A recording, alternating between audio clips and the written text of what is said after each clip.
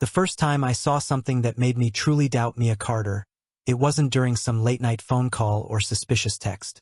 It was in the middle of an event so public, so carefully orchestrated, that no one could imagine real scandal slipping through the cracks. It was the anniversary dinner for our department, held in the Denver Concert Hall's banquet space. The place was dressed to impress. Vaulted ceilings with gold leaf detailing, deep red curtains framing the stage, white tablecloths stretched taut over round tables, and waiters gliding between them with champagne flutes balanced on silver trays. People were relaxed, laughing too loudly, pretending that all the little grudges and office rivalries didn't exist for one night. I'd been chatting with a couple of colleagues near the dessert table when Mia walked up. She was in a sleek navy dress that looked expensive in the subtle way, no logos, just clean lines and a fit that was too perfect to be off the rack. She smiled politely, then leaned closer. "Can you help me with this?" she asked, holding out her clutch. The clasp had jammed shut. I took it automatically, the way you do when someone hands you something small and fiddly, expecting you to fix it. My thumb found the clasp, and with a careful push, it popped open. That's when I saw it. Inside, in plain view, was an envelope from the Rosemont, a boutique hotel downtown with a reputation for being both discreet and expensive. Its creamy paper bore the gold-embossed logo, and sticking out of the flap was a check-in slip. 2 guests. That date. Today. It was the kind of detail your eyes try to skip over because they know it's none of your business. But my gaze lingered for a second too long, and my brain registered the name written in neat block letters. L. Ross. Liam Ross. Her boss. I handed the clutch back without comment, my fingers brushing the smooth leather as she took it. I was still processing when her smartwatch buzzed. She flicked her wrist, and a tiny notification lit up the screen. Digital room key activated. Rosemont Hotel. The timing was too perfect. My eyes went back to her face, but she was already glancing toward the stage like she'd been expecting something. And then it happened. The big screen behind the podium flickered on. For a moment, I assumed it was the usual slideshow. Team highlights, conference photos, someone's awkward karaoke at last year's retreat. But the first image froze me. It was a *T of a text conversation. My name was at the top, my photo from the company directory neatly cropped into the corner. The messages were suggestive. No, they were explicit. Flirty in the most unprofessional way possible. And they were supposedly from me. I knew instantly they were fake. The phrasing was wrong, the tone was wrong, and the grammar, I don't make those kinds of typos. But the room didn't know that. A wave of murmurs rippled through the crowd. Mia, to her eternal credit, put on the performance of a lifetime. She gasped softly, took a step back, and shook her head as if she couldn't believe what she was seeing. Then she turned toward the audience. I can't believe this is being shown here," she said, her voice just loud enough to carry. In an instant, the conversation shifted.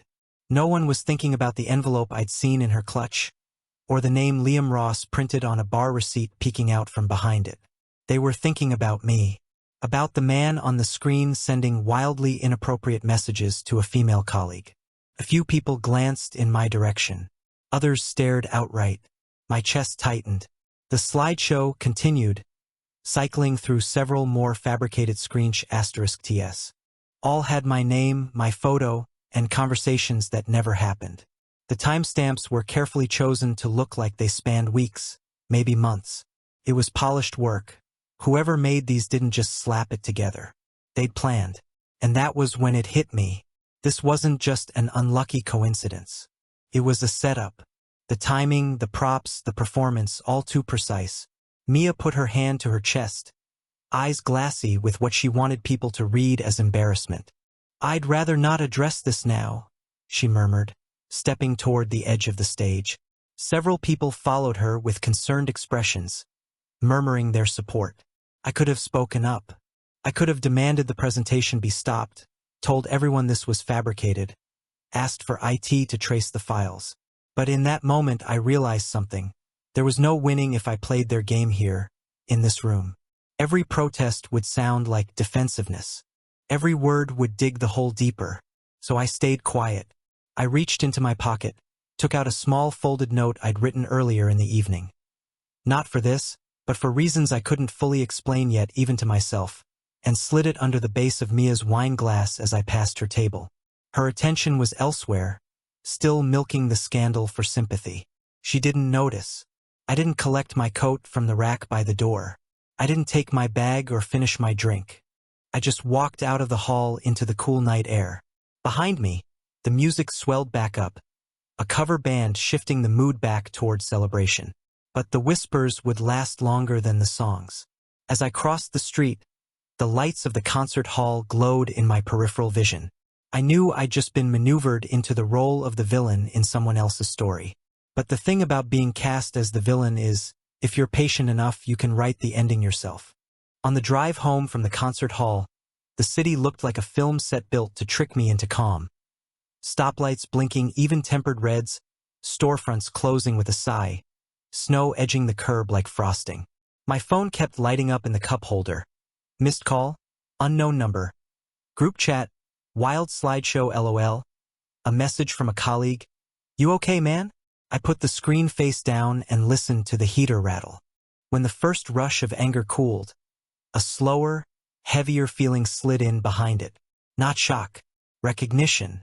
The pieces that hadn't made sense for months finally sat down together at the same table. It started innocently enough, Mia, taking a break from social media. She said the constant noise was wrecking her focus, so she turned off location tags and stopped posting casual check-ins. I told her I admired the discipline. Meanwhile, my feed still caught her in the background of other people's photos. Same cobalt trench, same delicate wristwatch, always at places she never mentioned. In one picture, she's behind a lobby ficus at the Piermont Conference Center. In another, she's laughing under a patio heater outside a wine bar that's nowhere near the shelter where she sorted coats. Her caption never existed, but the timestamps did. Then came the weekends. Mia had always volunteered. Soup kitchen, shelter donation drives, charity runs, but suddenly her shifts lined up with a new pattern. Exactly the weekends Liam Ross was traveling for regional summits. She'd leave the apartment before sunrise, kiss my cheek, and say not to wait up because inventory took ages. I'd spend the day fixing cabinet hinges and trying not to count hours. By Sunday night, she was bone-tired, smelling faintly like unfamiliar hotel soap, handing me a foil pan of donated lasagna as a peace offering. She'd eat 3 bites and pass out early, her phone face down on the nightstand like it was ashamed. Money got weird too. Mia never liked credit cards, but she wasn't a cash stuffer either. Around January, she started paying for little things in bills. Jewelry from a boutique on Colfax, a silk scarf, a vintage lighter she said was for a white elephant gift. On Mondays, the items would be gone. No return receipts. Just vanished. When I joked about a secret pawn shop, she smiled too quickly and changed the subject to my workaholic phase. Her brother, Tyler, drifted in like static. He's the kind of guy who always has a new project and a new reason it failed. One afternoon, he stopped by to help us set up the printer, which should have been my first alarm. While I untangled cables, he asked if he could install drivers on my laptop because the manufacturer site blocks mobile. The whole thing felt unnecessary, but he was already typing, fingers moving with that particular confidence people get when they're doing something they shouldn't. Later that evening, I received login attempt alerts from a suburb I could have drawn from memory, the IP associated with their family home. When I asked Tyler about it, he grinned and said he'd fat-fingered a password. Mia rolled her eyes at me and told me not to be paranoid. Parking records didn't leave much to imagination. Our building's app shows entries and exits for the garage. Twice a week, Mia's license plate pinged at a public lot in the business district, the one wrapped around the back of the Rosemont and 3 other hotels with stone planters and cameras no one checks. It wasn't near her usual volunteer sites. It wasn't near anything she'd ever asked me to pick her up from. When I mentioned the lot, she said she liked walking a few blocks to decompress. The map said the walk was through 4 blocks of nothing but glass lobbies and revolving doors. At family gatherings, something mean-spirited grew under the laughter like mold under paint. Jokes that used to be light turned pointed. Mia egged them on with a shrug. Noah's just sensitive, she would say, and my name. Noah then, still Noah Carter, would bounce around the table like a ball in a carnival game. Her mother joined in with a theatrical sigh. "He's a good boy, just very particular." I laughed along because objecting made me sound guilty of something no one had named yet. On the drive home, Mia redirected every uncomfortable pause toward my insecurities, as if the word were a lint roller that could clean any surface. The small lies were the worst because they were so modest. She'd say she was stuck late because a client call went long, but her calendar, don't ask how I saw it, would show a 30-minute window labeled wellness. She bought a second charging cable and kept it in her tote, but her phone's battery health was still at 96%. She started keeping her hairbrush in her bag. Who carries a hairbrush from room to room in their own home? People who don't want to leave strands where they were. Once, on a rainy Tuesday, she came home with a paper wristband half torn under her jacket sleeve. She noticed me noticing and made a whole production of removing it, laughing about security theater at the volunteer warehouse. Later that week, I found a photo online of the Rosemont's rooftop bar. An influencer angle, all string lights and umbrellas, and the same wristbands on every person in the sh*T. Her laugh echoed in my head as I stared at the screen. The Tyler thing didn't end at drivers. He started showing up in stories I wasn't in. Tyler can help us redesign the deck. Tyler knows a guy at a media firm who can get discounts. Tyler says your laptop is slow because you hoard tabs. After the dinner at the concert hall, his fingerprints were all I could see. He's a subcontractor for a tiny media outfit that sells presentation packages to anyone who'll wire a deposit. If someone needed slick fakes on short notice, Tyler would know how to polish them until they looked like truth. I started checking patterns the way logistics people check pallets. Scan, verify, cross-check, note variants. If Ross had a conference in Phoenix, Mia had a 2-day drive, where her odometer jumped 14 miles. If Ross presented in our building, Mia booked a volunteer shift the day before and came home glowing. If I asked about her day, she redirected the conversation to me. My deadlines, my bad back, my supposed stinginess with praise. The tactic landed like a warm towel on a fever. You almost relax before you realize someone's lowering your temperature for you. And then there were the luxury crumbs. A hotel-branded pen in our junk drawer from a place we've never stayed. A tiny sewing kit stamped with the same crest. 2 champagne cork cages twisted together in the shape of a heart, tucked at the bottom of our recycling bin, as if we'd hosted a private celebration and forgot to invite me. I wish I could say I confronted her then. Instead, I calibrated. I saved *TS of the Garage app. I took a photo of the wristband.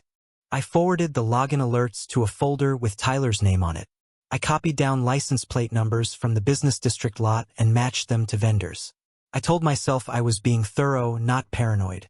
But the truth is, paranoia is just preparedness that arrived a week early. People like to say you always know. Some primal alarm goes off when the person you love is lying to you. That's not what it felt like. It felt like standing in a warehouse listening to a slow drip and trying to guess which roof seam is failing. You don't panic. You put out buckets. You mark the wet spots. You wait for the ceiling to tell the truth. One night in March, Mia fell asleep on the couch and her phone lit up with a calendar reminder. V-shift, sat 9 to 5. Below it, a tiny note. Hotel parking comp, ask L. Ask L. She woke when I moved. Don't snoop, she said, half asleep, as if that were a boundary we'd negotiated. I tucked a blanket around her and sat there in the blue light wondering when I'd become an intruder in my own living room. By April, the jokes at family dinners had upgraded to staged interventions. Mia's cousin raised a glass and toasted to trust, eyes flicking to me. Tyler clinked my glass and smirked about healthy boundaries with devices. Mia laughed and told a story about me double-checking whether the front door was locked, as if vigilance were a character flaw. I pretended to take the bit in stride. On the drive back, I said, "That felt like rehearsal." She said, "You're overthinking again," and turned up the radio. In May, I found a crumpled receipt in the dryer filter. An expensive bracelet from a boutique on Larimer. Mia doesn't wear bracelets. She says they snag. I asked her about it like I was asking about the weather. She said she bought it for a coworker's birthday and forgot to give it. On Monday it was gone. When I asked if the party had been fun, she said I was keeping score.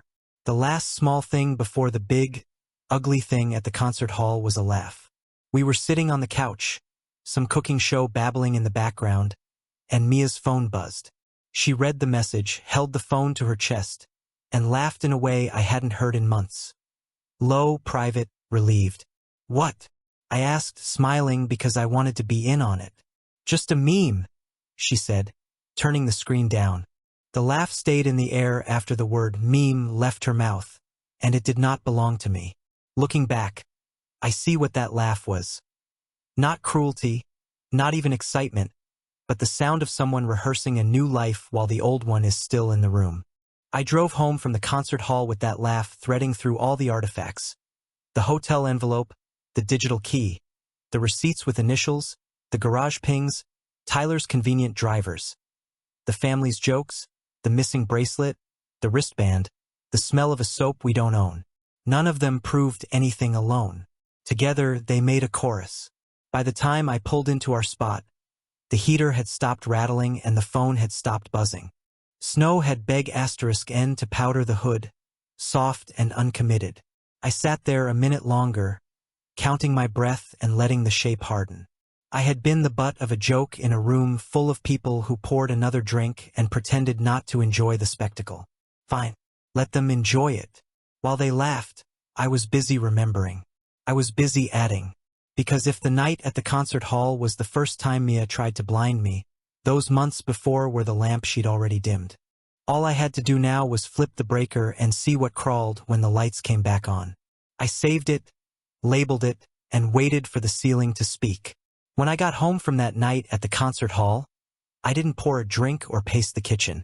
I went straight to my office, sat down, and powered on the desktop I rarely used except for work projects. The house was quiet. Too quiet. Mia wasn't home yet. She was probably still floating in that cloud of sympathy she'd manufactured, letting her audience reassure her what a poor, harassed professional she was. What she didn't know, what she could never have guessed, was that she'd already lost control of the story the moment she left her tablet synced to the home Wi-Fi. The automatic backup had been running for months. Photos, notes, app data, everything quietly uploading to a cloud drive we'd set up back when sharing grocery lists felt like *Macy. And now it had pulled in something new. It was a live photo.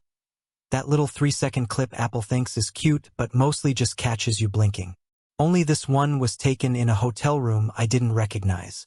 Mia was in the foreground, holding her phone at arm's length, adjusting her hair in a way that looked staged for someone else's benefit. In the mirror behind her was Liam Ross. He wasn't smiling. He wasn't surprised. He was just there, in a t-shirt, drink in hand, at ease in a room that wasn't his home. On the table beside him sat the exact bar receipt I'd glimpsed in her clutch earlier that evening. Same initials scribbled in black ink. Same date. Same total. The timestamp in the corner of the photo matched the hotel check-in time to the minute. I just stared at it for a while. You can suspect something for months and still feel your stomach drop when you finally see it spelled out, pixel by pixel. Her ride history was next, pulled from the same synced account. At 4:17 p.m. that day, a taxi picked her up from the office. Destination, Rosemont Hotel. 41 minutes later, a trip from the Rosemont to the Denver Concert Hall. She hadn't even bothered to build in a plausible gap. The messages were last.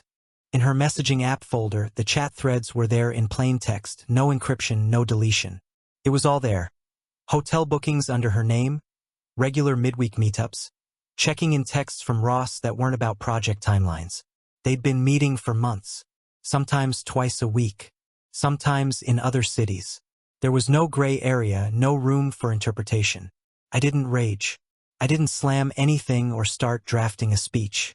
I just sat there, cataloging it like I was building an evidence file for a client. Every *T went into a folder named with the date. Every file was duplicated to a drive I kept offsite. A habit from work. Never let the only copy of the truth live where someone can destroy it. At some point I heard the garage door hum open. Her car. I minimized everything and walked into the living room. She came in looking tired in that fake way, like she wanted someone to ask what a long day it had been. She kicked her shoes into the corner, dropped her bag, and gave me a distracted smile. "You're up," she said, as if we hadn't just been at the same event hours ago. "Yep," I said, not moving from the couch. We did the small talk dance for maybe 30 seconds before she said she was going to shower. That was fine with me. I had no interest in playing a confrontation scene without the full stage set. When the water started running upstairs, I opened the safe in the hallway closet. Inside were the documents that mattered: titles, contracts, the joint account paperwork. I laid them on the table and began a list. Tomorrow wasn't going to be a day for words. Tomorrow was going to be a day for signatures, cancellations, transfers. But even as I was planning the logistics, I couldn't help thinking about that photo. She had to know it existed. Live photos don't take themselves. Had she forgotten the backup? Or did she think I'd never check? Or maybe she believed, really believed, that the story she'd spun at the concert hall was so airtight I wouldn't dare look. That was the thing that stuck in my mind. How confident she'd been. How rehearsed. This wasn't the work of someone covering a single misstep. This was someone who had been practicing her escape for a long time, building props, recruiting supporting actors. By the time she came back downstairs in a robe, damp hair tucked behind her ears, I'd already decided that there was nothing left to say. She sat in the armchair across from me, sipping water, pretending not to notice the documents on the table. "I'm going to bed," she said finally, when I didn't take the bait. "Good night," I said, and watched her disappear up the stairs. Once her door closed, I turned back to the list. The bank accounts would be split in the morning. The joint card canceled. My paycheck would be rerouted to my personal account. The utilities and debts tied to the apartment, reassigned to her name. And the apartment itself, still mid-renovation with a hefty unpaid balance, would become hers too. I would make sure the paperwork was airtight before the end of the week. She'd walked into that concert hall thinking she was orchestrating my humiliation. But she'd given me something far more useful than embarrassment. She'd given me a clean, undeniable record of her choices. And I intended to make sure that when the dust settled, she was left holding nothing but that. I woke up the next morning before dawn, my mind already running through the sequence like a checklist. There was no more guessing, no more mental chess over what she might be doing. I had my proof, and with it came clarity. This wasn't about confronting her, or hearing her say the words. It was about making moves she couldn't undo. By 6 a.m., I was in the study with a mug of coffee and a manila folder labeled in thick black marker, "Exit." Inside were the documents I'd pulled the night before, along with fresh printouts, bank statements, the property deed, a breakdown of our joint expenses. I didn't just want to leave. I wanted to reroute the entire structure of our life so that she inherited the weight she'd been shielding herself from for years. First step, cut the flow of money. I logged into our joint checking account and canceled every automatic payment linked to me: utilities, insurance, the renovation loan. Then I closed the shared savings account altogether, transferring my half to a personal account she didn't know existed.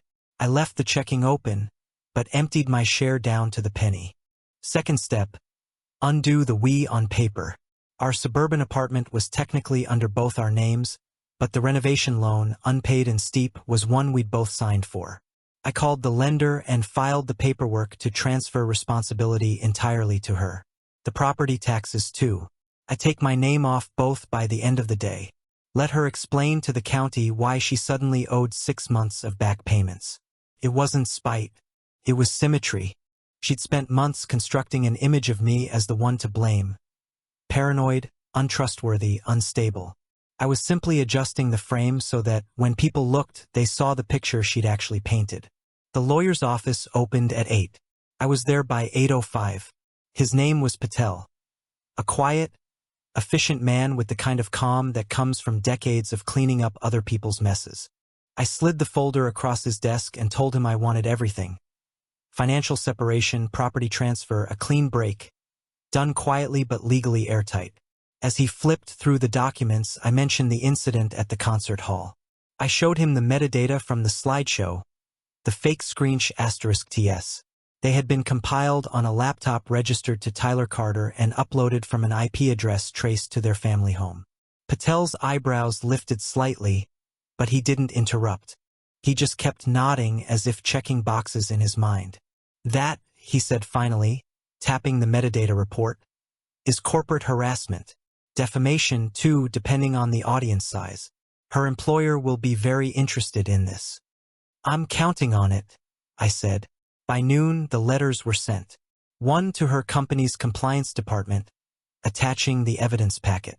One to the renovation lender, confirming her sole liability. One to the utilities board. All sent by Patel's office, bearing the weight of legal stationery. Then came the personal part. My birth name was Carter, the same as hers. I'd been using it professionally for years, never thinking about what it tied me to. That morning, I filed to restore my mother's family name. Noah Hale. Felt clean in my mouth. Lighter, like something untraceable. I didn't text Mia. I didn't call. By the time she came home that night, the accounts would be closed, the bills in her name, and the emails from her compliance department already blinking in her inbox. The renovation crew would be calling her for overdue invoices. But I wouldn't be there to watch her face when it all hit. The last thing I did before leaving the apartment was place a single folded note on the kitchen counter. White paper, black ink, no greeting. Just a line she'd understand or maybe never would. I set it under the same wine glass she'd been holding the night before when the first domino fell. I took only what I could fit into the back of my car. Clothes, my work laptop, the small lockbox with family documents. The rest stayed behind. It was easier to abandon furniture than to drag it through the life I was building next. By early afternoon, I was driving west out of Denver. I didn't have a destination in mind until the road signs for Asheville started appearing in my thoughts. I'd been there twice before on shipping audits, always noticing how the city hummed without rushing. I liked the quiet industry of it, the way freight moved through without needing applause. It took 2 days with a motel in Kansas and another in Tennessee. During those miles, I didn't think about what Mia might be saying or who she might be calling. I thought about what came next. A job in logistics again, but somewhere smaller. Work that didn't require handshakes in banquet halls. Somewhere no one had ever heard of Liam Ross or Tyler Carter or that cursed slideshow. When I crossed into Asheville, it was raining. The kind of soft rain that keeps people indoors but makes the streets shine. I found a month-to-month rental in a converted warehouse. Bare brick walls, tall windows, nothing fancy. The landlord didn't care about my past as long as the rent cleared. It did 2 months in advance from an account with my new name. That night, in a room that smelled faintly of cedar and paint, I opened my laptop. The news from Denver was already beginning to ripple. My lawyer had forwarded a curt acknowledgement from her employer's compliance team. An investigation in progress. I could imagine how quickly Ross would start putting distance between himself and the woman whose brother had just been linked to falsified corporate material. I shut the laptop and let the rain fill the silence. I wasn't in hiding, not exactly, but I was gone in every way that mattered. No phone number she knew, no address she could search, no friends who'd betray a casual mention. I thought about the note under her glass. I could see her finding it after a day of questions she couldn't answer. Debts she couldn't dodge, calls she couldn't return. Maybe she'd reread it, thinking she'd missed a clue. But there was no secret in it, just an end. And that was enough.